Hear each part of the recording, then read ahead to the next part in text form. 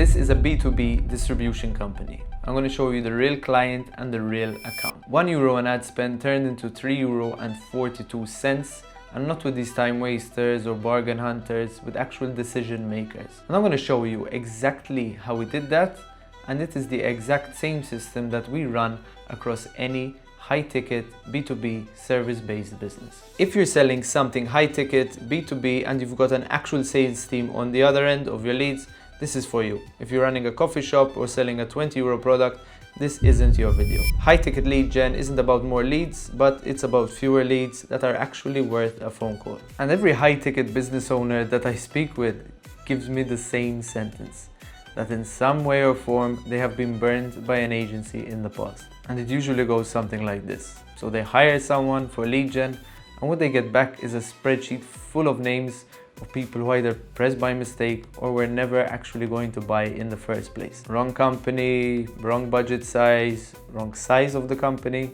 or someone who gave their details just to have a look at the free PDF that they were going to get in return for their details. Not because they actually wanted to buy industrial gas high-ticket contracts. And in actual fact, I don't believe that that is lead generation. That is what we call list building. And the reality is that it kills trust in every single channel. And long term, I know that the sales team just end up giving up because they know that the leads are going to be rubbish, and they stop following up in the first place because they've been burned so many times. So here's what we actually built, and it is built in 3 parts. We call it the decision maker pipeline, and these 3 engines are working together, and if one of them breaks, the whole thing leaks. So let me break down each of them for you and show you exactly how it worked for this client. So let's start with the first problem with most B2B ads. It's probably the fact that they look like ads. Stock footage, a stock voiceover, and obviously a call to action that says learn more. No decision maker on earth stops scrolling for that. So the first engine is actually about the actual creative. So what stops a business owner mid-scroll and gets them to sit through maybe 30 seconds about something like an industrial gas supply. And this means real footage of the operation, a real problem stated in the first 3 seconds, and 0 corporate voiceover. So we are not selling a feeling here, we are selling here's exactly what this changes for your business. And the second engine is targeting. So this is where most of the high ticket lead gen actually fails. And it's not about the part that people think, it's not about interests, it's not about lookalikes, but it's about actually building an audience around what a real buyer for this client looks like.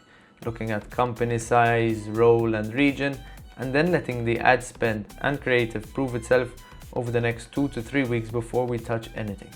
We do not panic adjust on day 2 because we know that high ticket sales cycles are slower, so the data needs time to actually mean something. So patience here is the real difference between a 3.42x and a 0.8x.